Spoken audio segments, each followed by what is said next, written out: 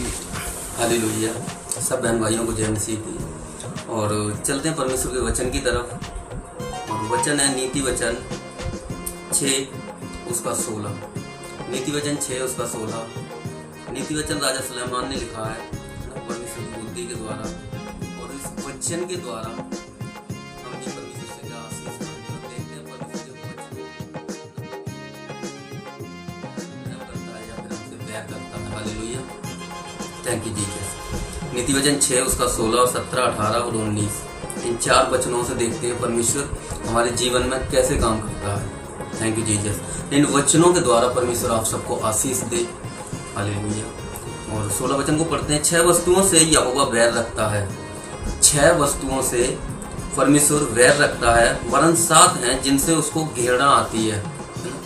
परमेश्वर 6 वस्तुओं से क्या रखता है? वैर रखता है, वरन 7 हैं जिनसे परमेश्वर को क्या आती है? घृणा आती है। हालेलुया। हालेलुया। अर्थात घमंड से चढ़ी हुई आंखें और झूठ बोलने वाली जीभ। हालेलुया। घमंड से चढ़ी हुई आंखें और झूठ बोलने वाली जीभ। परमेश्वर का वचन कहता है जो घमंड से चढ़ी हुई आंखें होती हैं उनसे परमेश्वर क्या करता है? घृणा करता है। और झूठ बोलने वाली जीभ। इसी में नीति वचन एक और लिखा है, उसमें लिखा है नीचे गिरने से पहले घमंड और ऊपर उठने से पहले नम्रता आती है ना। तो परमेश्वर का फल नम्रता है ना, घमंड नहीं है ना, ईर्ष्या नहीं है। जितने भी ये संसारिक हैं, घमंड है, ईर्ष्या, चुगली है, वैर, झगड़ा है ना, ये सब संसारिक है।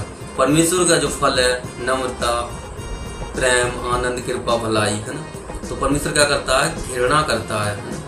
घमंड से चढ़ी हुई आंखें और झूठ बोलने वाली जीभ, इनसे परमेश्वर घृणा करता है। तो हमें क्या करना है? इन चीज़ों से बचना है, अपने अंदर झांकना है, देखना है कहीं ऐसा तो नहीं है कहीं हमारी आंखें घमंड से चढ़ जाती हो या हमारी झूठ जीभ है ये ज़्यादा ही झूठ बोलती हो, है ना।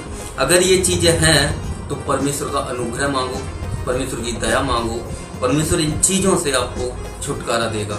हालेलुया। हालेलुया। क्योंकि परमेश्वर धर्म को नहीं, परमेश्वर इन चीज़ों को ही तुम्हारे अंदर से निकालता है ना। हम क्या संसार में रह के अपन से नीचे देखते हैं, कहते हैं हाँ ये तो गरीब है, ये ऐसा, तो हम उसे बहुत तुच्छ नज़रों से देखते हैं, है ना। यही संसार की रीति है, पर परमेश्वर ऐसा नहीं सिखाता है। परमेश्वर क्या सिखाता है? मेल, प्रेम, है ना। अपन से जो नीचे उसको भी गले लगाओ, है ना। जो कैसा भी है, लंगड़ा है, लूला है, भूखा है, कैसा ही, उसको खाना खिलाओ, गले लगाओ, प्यार से उसको, है ना, गले लगाओ। ये है परमेश्वर के फल। और दूसरा है और निर्दोष का लहू बहाने वाले हाथ। निर्दोष, है ना। लोग कहते हैं हमने तो किसी का लहू बहाया ही नहीं है ना। निर्दोष, जिसने पृथ्वी पर जन्म नहीं लिया, है ना, वो निर्दोष है। हम क्या करते हैं? गर्भपात करवा देते हैं ना।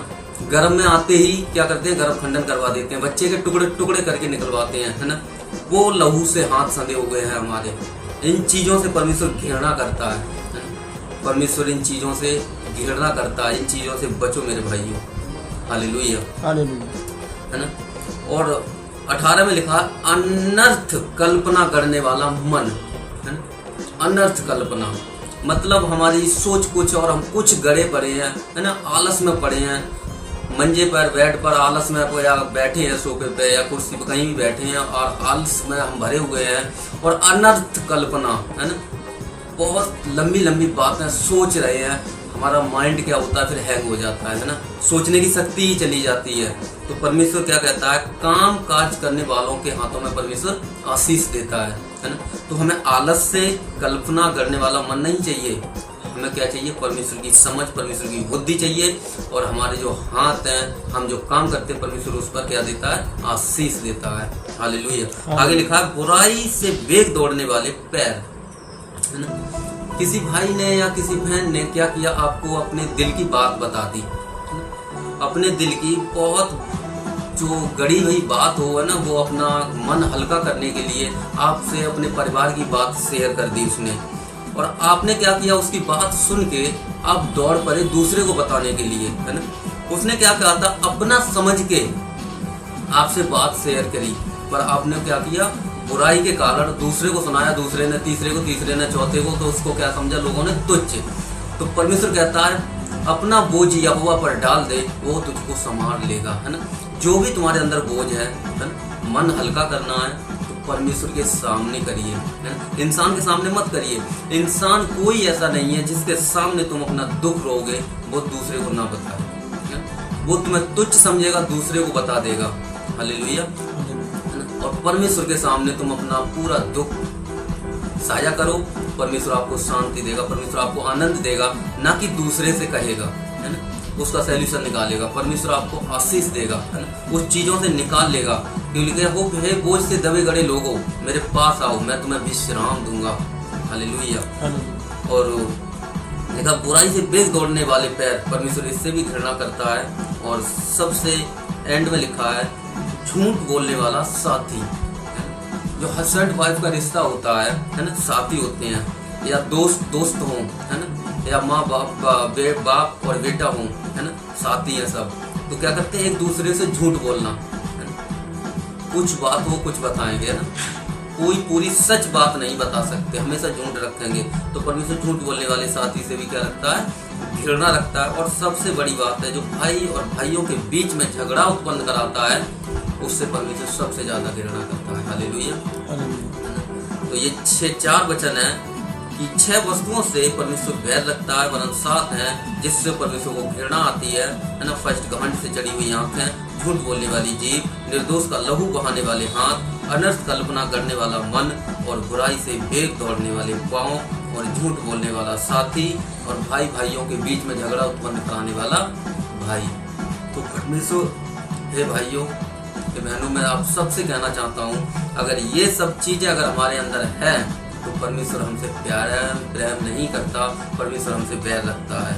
हम सबको इन चीजों से क्या करना, बचना है, इन चीजों से अलग निकलना है। और इन चीजों से अलग निकलने के लिए परमेश्वर का अनुग्रह चाहिए, परमेश्वर की दया चाहिए। परमेश्वर आपको बिल्कुल निकाल के, है ना, हिम की तरह सफेद करके और अपने स्वर्ग राज्य में प्रवेश कराएगा। हालेलुया। इन चीजों से निकलना है और तब परमेश्वर आपसे प्रेम करेगा। अगर इन चीजों में फंसे हो तो परमेश्वर आपसे बैर करता है, प्रेम नहीं करता। सब बहन भाइयों को गॉड परमेश्वर आशीष दे इन वचनों के द्वारा। और थैंक यू जीसस, परमेश्वर आप सबको आशीष दे। God bless.